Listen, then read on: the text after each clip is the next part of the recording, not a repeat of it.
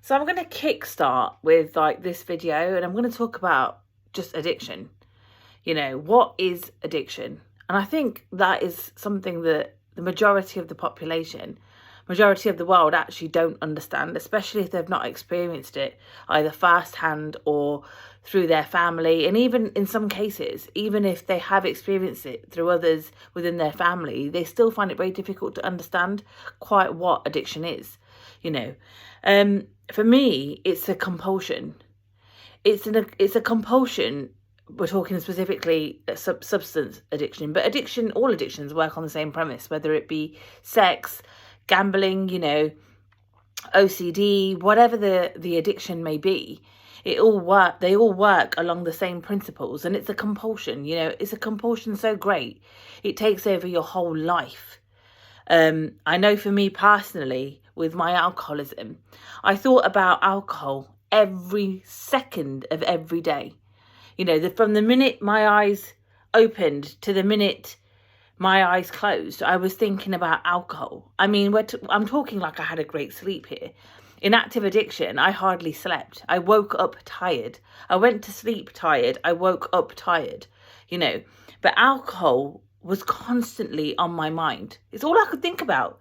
It's almost like it had taken over my whole mind. And it was like, I remember when I, was running out of alcohol, and it was like I was in such a panic. The anxiety that I felt was unreal. I've never felt anxiety like it. It was almost like, for me at that stage, alcohol was the equivalent of oxygen, and it got to stages where my love for alcohol was more than the love for my own life, And I use the word love then because, when I look back, I was truly, deeply, blindingly in love with alcohol. At that time, I really felt like alcohol was not only this substance that numbed me from myself, it was also my lover, it was my best friend, it was my solace, it was the only thing in the world that could numb me from my feelings and my pain, in a sense, like could understand me. And I'm talking about alcohol here, like, I envisaged alcohol to be a person, but it very much was like that, for me. And I think this is where communities and the population as a whole, this is where people sort of misunderstand addicts. For me, it was a case of, oh, you love getting drunk. You just love drinking. It wasn't that I loved getting drunk. I didn't even like the taste of alcohol. Do you know what I mean? But it was the place it took me to. It was the fact that it numbed me from so much that I was feeling inside. And all these things weren't just things that were in the present day. They were things that stemmed back and were very deep rooted from a very early age. Things that I hadn't dealt with. And because I hadn't dealt with them, it was like trauma built upon trauma, and then there's emotions surrounding one trauma and pain built upon pain, and it just kept going like that, And so it did get to a stage where I found it so overwhelming. I didn't know what to do, and it was like this constant tornado. It felt like a tornado, or like a hurricane, should I say then, inside me, of feelings and pain and anger and frustration. And anger was the most poignant of emotions. I was so angry. I was so angry. And when I was sober, I was able to present myself as this very sort of chirpy, bubbly, happy-go-lucky kind of person. I never struggled to make friendships. I never struggled within a work setting. I never struggled really academically.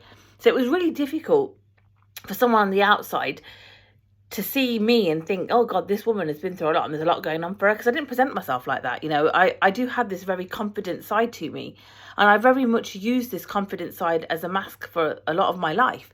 But inside, I was seething. I was so angry at the injustice done.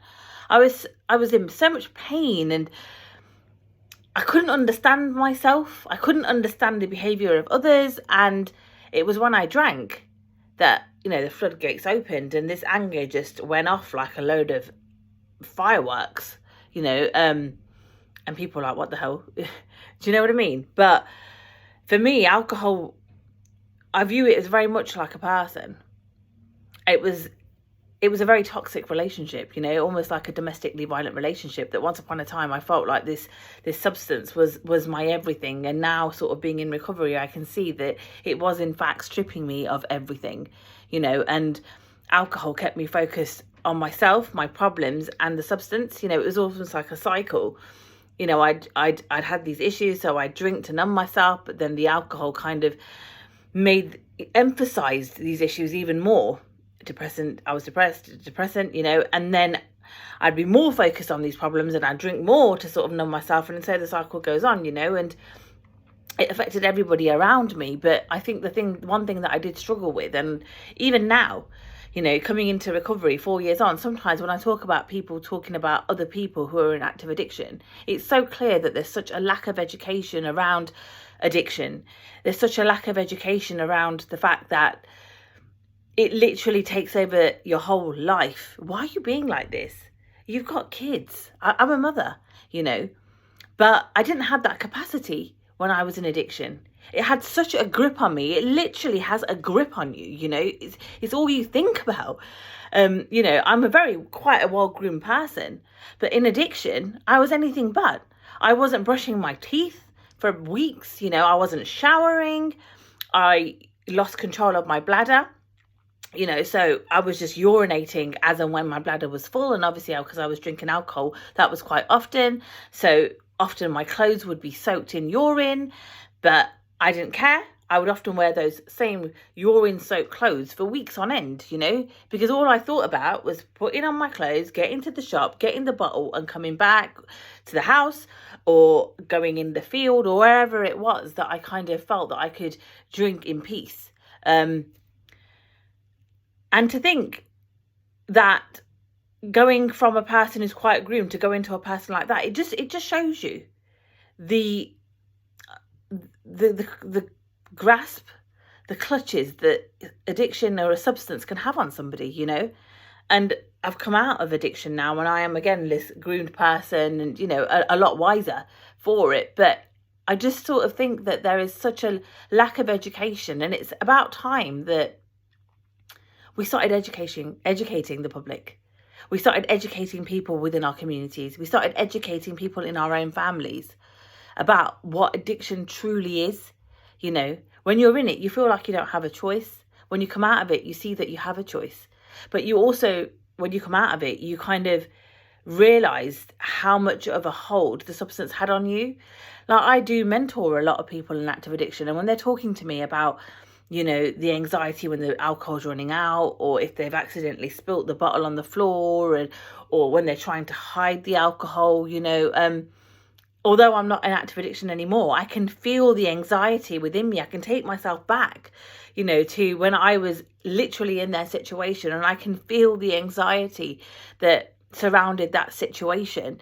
And it's horrendous, you know, to think that I actually I had that much feeling, that much anxiety, that much love for a substance that was essentially killing me. But that's what addiction is, you know.